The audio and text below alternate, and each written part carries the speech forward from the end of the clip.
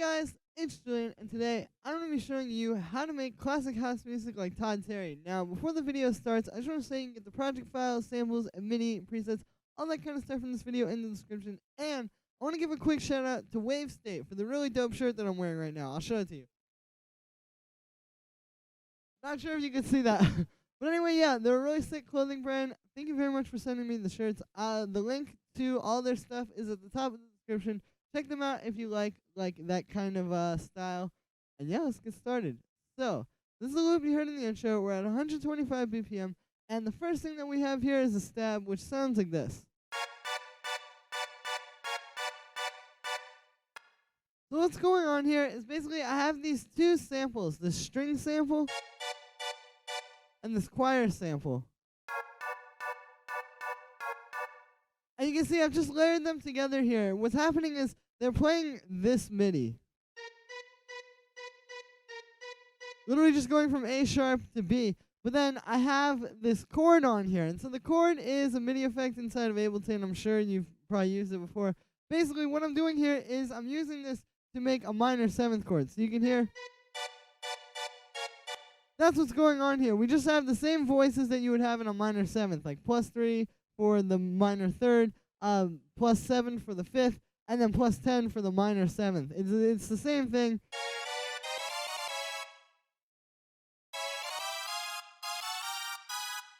As this. But then what this does is it kind of allows you to make your own stab, because what you can do is you can get a sample like this or even like a synth. And then you can use this chord and kind of like lock it in on like one chord. So now wherever you go on the keyboard, it'll be kind of more like an old school stab. But I like doing it this way. I feel like it gives you kind of more freedom to be creative with it. The thing is, like, if we just go through, like, I have a bunch of old stabs here. Like, if we just go through something like all of these, for example. Like, those are cool, but those are all the stabs that you've heard in a ton of different tracks. Versus, if you make it this way, where you use the chord thing and just kind of, like, use your own samples or your own MIDI instruments or whatever you want to do, you can kind of create a more interesting sound.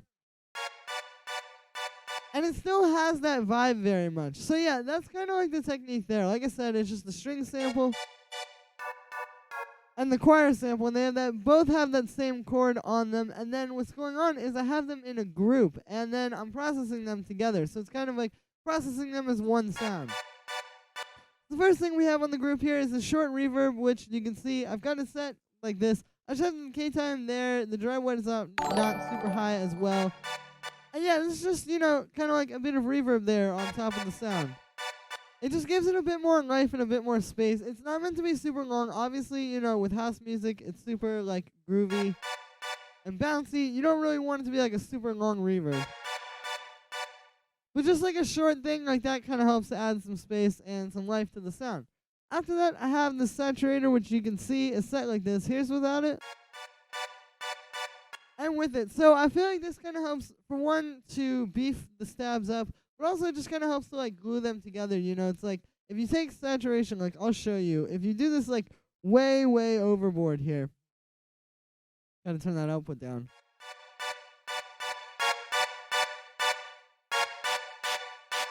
You can hear what's happening is it's just crunching everything together. And so when you use it kind of, like, to a smaller degree like this, that's what you're doing. You're doing that same, like, crunching together effect.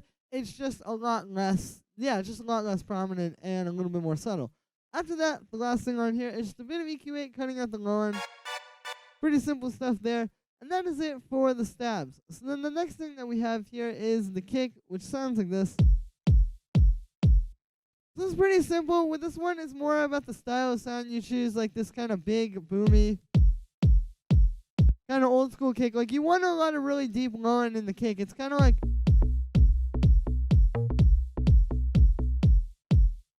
the kick and the bass together kind of making up the low end. And you definitely need to have those, like, deep low frequencies in the kick. So, yeah, and then for the only effect I have on there is just this drum bus. Here's without it. And with it. So you can hear this is just kind of beefing it up a little bit more and kind of bringing out that like, deep sub in there. After that, we have the bass, which sounds like this. So here are the notes. it's just basically following what the stabs are doing. Like, I'll play it with the stabs.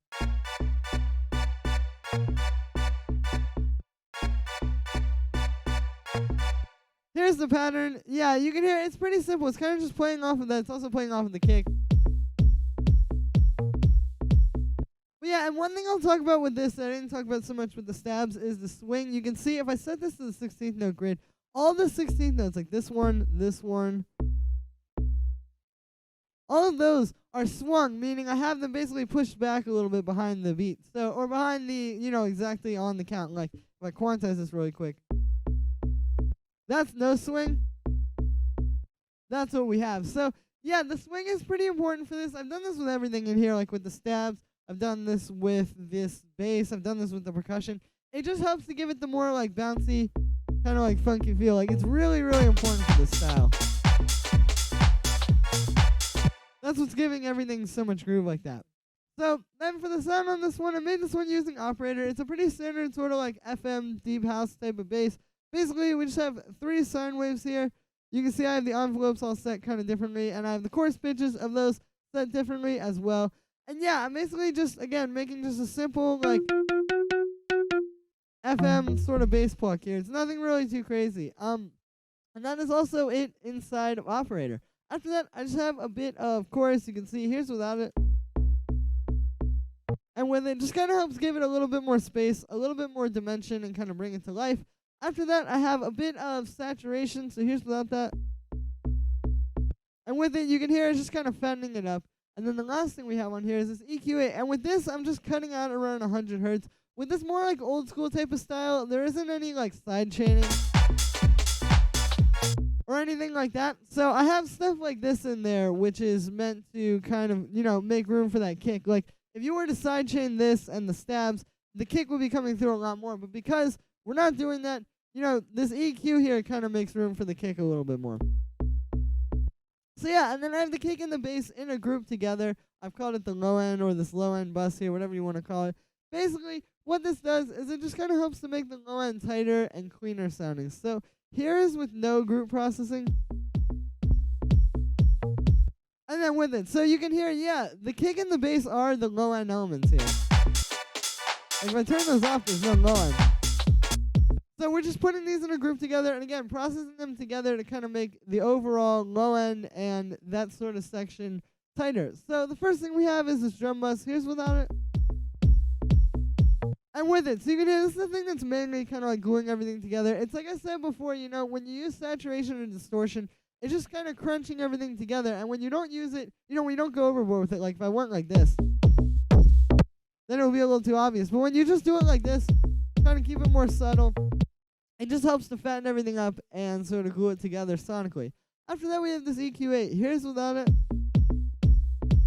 And with it. So you can hear this also helps to kind of tie everything together because we're putting the kick and the bass through this very kind of like sharp filter here. Like if you listen, there's a big difference there. And so basically, we're just boosting the low end and boosting the high end to kind of bring out the clickiness of the kick and the bass. And then I have this cut around here, like around 241 hertz, kind of cutting out some like boxy frequencies, which you can hear really helps to kind of open it up. So that is it for the low end. The next thing that we have here are these 2 rim shots, which sound like this. So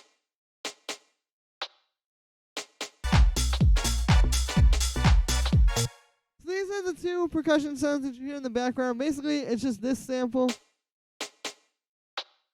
and then that one. And I just have them kind of playing off of like the hi-hat.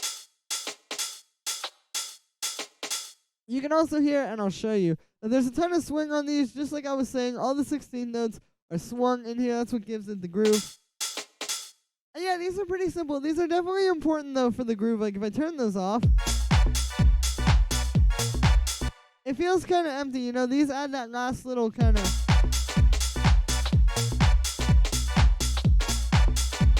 that last sort of bit of, like, ear candy for the beat.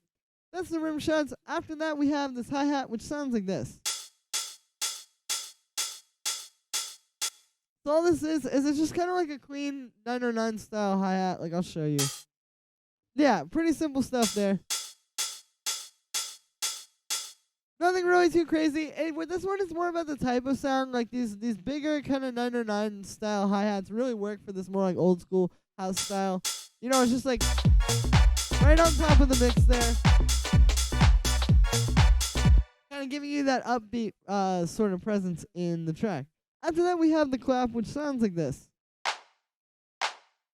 Yeah, this one's pretty simple. It's more about just kind of getting like a clean, but still kind of warm clap like this. Like this just has a really nice kind of like mid-rangey punch to it. And yeah, pretty simple there. So then I have all that percussion in a group. And this is the thing, because I have no processing on the individual sounds, but there is some group processing that's kind of making everything, you know, kind of taking it from just raw audio and kind of bringing it into the tracks. So here is with nothing on it.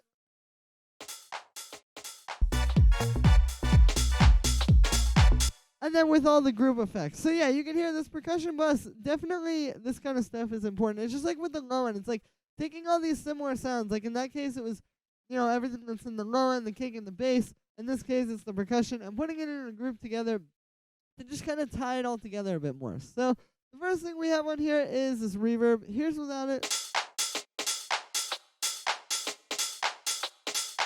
And then with it. So you can hear this is just kind of like helping to put everything in the same space and kind of like the same room, I guess you could say.